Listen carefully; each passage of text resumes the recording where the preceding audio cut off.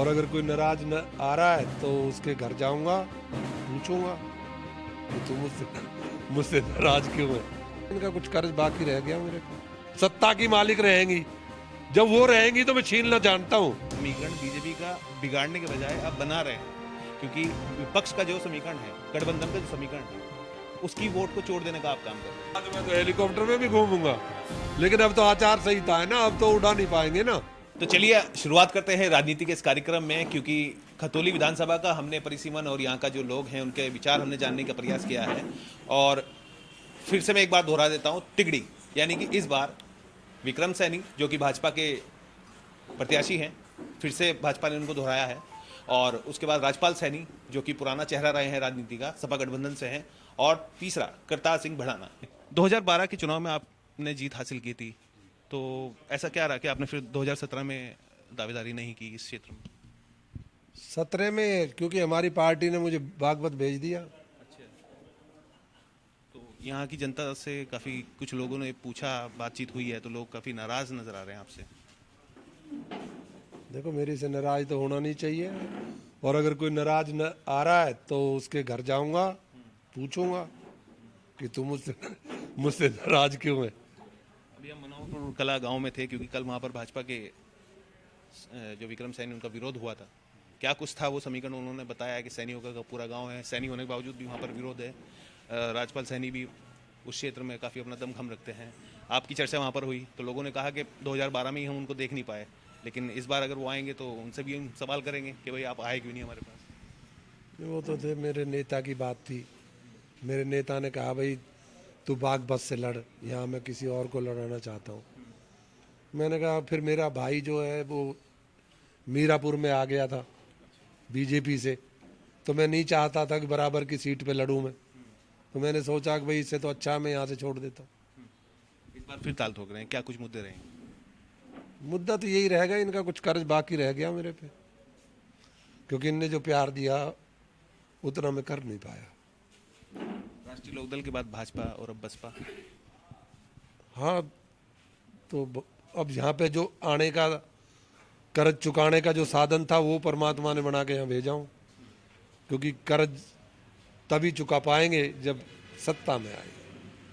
एक मन में टीस थी आपके, हेलीकॉप्टर आपका अटल बिहारी वाजपेयी जी का जन्मदिन आपने बड़े जोर शोर से मनाया था, हम भी उस दौरान थे मौजूद।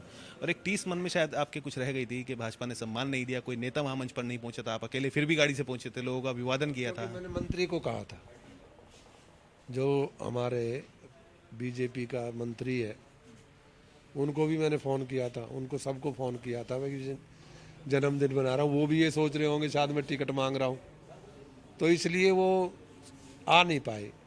फिर उनने मेरे हेलीकॉप्टर को भी रोकने की कोशिश करी है कि भाई यहाँ ना उतरे। 3 बजे तक परमिशन ही नहीं लेनी दी उनने। जब 3 बजे परमिशन हुई यहाँ से तो मौसम ख़राब हो गया, तो मुझे उसका दुख तो था, इसलिए मेरे मुंह से निकल गया कि जो भी टिकट की लाइन में है, अगर टिकट मिलेगा तो उसी को मिलेगा जो टिकट का फिलहाल हकदार है। वो परमात्मा ने पूरी कर दी। आप तो पार्टी के कद्दावर नेताओं में से एक हैं, जहां आपने चुनाव लड़ाया, दमदारी से चुनाव लड़ाया, तो फिर एकदम से केंद्रीय मंत्री, राज्य मंत्री, आपके क्षेत्र के जो और भी अन्य जो साथी विधायक हैं, उन्होंने क्या आपका बिल्कुल समर्थन नहीं किया क्या? नहीं, मैंने यहाँ से तो देखो टिकट ही नहीं मांगा था। मेरा समर्थन ना करने का तो मतलब ही नहीं है, मैंने टिकट ही नहीं मांगा यहाँ से। पार्टी के तो आप कद्दावर नेताओं में आपकी मैं जहाँ से टिकट मांग रहा था, जहाँ से मैं टिकट मांग रहा था वहाँ नहीं हो पाया मेरा, पर मैं इस बात का गिला नहीं देता किसी को। ये मेरे भाग्य में, इनकी जो सेवा करनी थी इसी पार्टी से करनी थी। या बहन जी की भी उसमें, बहन जी पे भी कर्ज होगा इनका जो उतारना चाहती होंगी, तो कोई ना कोई तो कारण रहा है ना, कि करने वाला तो कोई और है। इन साल के बस में कुछ नहीं। क्या इस बार जैसे दल बदल का दौर जारी है, तो इस बार आप खुद बसपा में गए हैं या कुछ बसपा से आपको इंस्ट्रक्शन मिले हैं कि आप हमारे पास आइए? बसपा वाले तो ये बेचारे यहाँ से जो पार्टी वाले थे पहले भी गए थे, पर मैंने मना कर दिया था उन्हें। लेकिन कुछ कारण ऐसा बना मेरा, क्योंकि लोगों का मेरी समाज की तरफ से कुछ मैसेज ऐसा गया कि हमको बिल्कुल इग्नोर कर दिया गया। आपके थोड़ा सा कड़वा जो चर्चा चल रही थी आपसे पहले भी, आप बता रहे थे कि पत्रकार साथी पूछते हैं थोड़ा सा कड़वा। एक शब्द आपके मतलब करतार सिंह भड़ाना और अवतार सिंह भड़ाना दोनों के साथ में एक पैराशूट शब्द लग गया है, मैं कहूँगा कि चिपक गया है, मतलब ये लोगों की जवानी है। और ये सवाल इसलिए भी ज़रूरी है कि लोग पूछते हैं कि कोई पूछने वाला नहीं है। मैं कहता हूँ कि मैं आज आपसे जानना चाहता हूँ कि ये शब्द कोई भी पूछे मैं क्यों लगा दिया गया। देखो, मैं पैरासूट से तो हूँ नहीं, ये तो आप भी जान रहे, क्योंकि मैं तो यहाँ पे रह चुका हूँ। मैं अब भी मैं इनसे कोई अलग नहीं हूँ। मैंने बेशक यहाँ लड़ने का मना कर दिया, लेकिन यहाँ से भी दामाद है लतेश, वो यहाँ से सेवा करता रहा है, उसका भी टिकट काट दिया, उसका भी यहाँ से टिकट काट दिया, उसको टिकट नहीं दिया। तो मैंने कहा भाई हो सकता है मेरा ही कुछ ऐसा लिखा हुआ है मालिक ने कि इनकी सेवा मुझे ही करनी है। कितने दिन करनी है ये तो ये बताएंगे या ऊपर वाला जाने। लेकिन दिक्कत तो ये है ना कि आप आते तो हेलीकॉप्टर से हैं, जीतने के बाद हेलीकॉप्टर से ही वापस चले आते हैं, क्षेत्र के लोग इंतजार करते हैं। नहीं, ये इनको पूछो कि मैं नहीं, वो भी यार पहले मैं बताओ कौन सी जगह नहीं गया, लेकिन इतना नहीं जा पाया कि देखिए सबको काम चाहिए, चाम किसी को प्यारा नहीं है, काम प्यारा है। इन्हें मुझे बनाया तो जो मेरा सपना था कि मैं कुछ ऐसा करके जाऊंगा जो शायद आने वाला कर ना सके, लेकिन क्योंकि ना तो पार्टी की सरकार बनी, ना पार्टी को समर्थन की जरूरत पड़ी किसी को, तो अब जो हमें मिलता है, एक विधायक को जो मिलता है, उसमें तो जनता संतुष्ट नहीं हो सकती, क्योंकि काम तो सबको चाहिए, हर गली, हर गांव, हर मोहल्ले सब जगह चाहिए। और वो तब हो सकता है मेरे जैसे आदमी से जब पावर हो। अगर मैं अपना पैसे से लगाना भी चाहूँ ना तो भी नहीं कर सकता, क्योंकि मैं अगर अपना सब कुछ भी बेच दूं तो 100-200 करोड़ रुपया लगा दूंगा, फिर भी नहीं होगा काम। क्योंकि सारा जो काम होने चाहिए, हॉस्पिटल होने चाहिए, आप मान लें कि क्षेत्र में हॉस्पिटल होना चाहिए। हॉस्पिटल होने ही चाहिए। मैं नहीं बनाऊंगा, मैं ये नहीं कह रहा कि मैं बना दूंगा और ये कर दूंगा। सबसे पहले हॉस्पिटल होने चाहिए, रोजगार के लिए कारखाने होने चाहिए। वो जब तक नहीं है, जब तक कुछ नहीं हो सकता। और वो उसके लिए ईमानदार आदमी चाहिए करने के लिए। सत्ता के बावजूद भी सत्ता मिलती है, उनकी तो सत्ता थी, जो मेरे भाई पहले थे उनकी सरकार थी, उनकी सत्ता थी, लेकिन नहीं कर पाया किसी कारणों से वो। लेकिन मैं सत्ता में होके मैं छीन के लाता हूँ, मैं मांगता नहीं हूँ। केंद्रीय मंत्री संजीव बालियान हैं यहाँ पे भाजपा के, राज्य मंत्री इस क्षेत्र में दे दिया, 6 के 6 विधानसभाओं पे विधायक बना के भेज दिया था सबको, क्या कर नहीं पाए क्या वो लोग?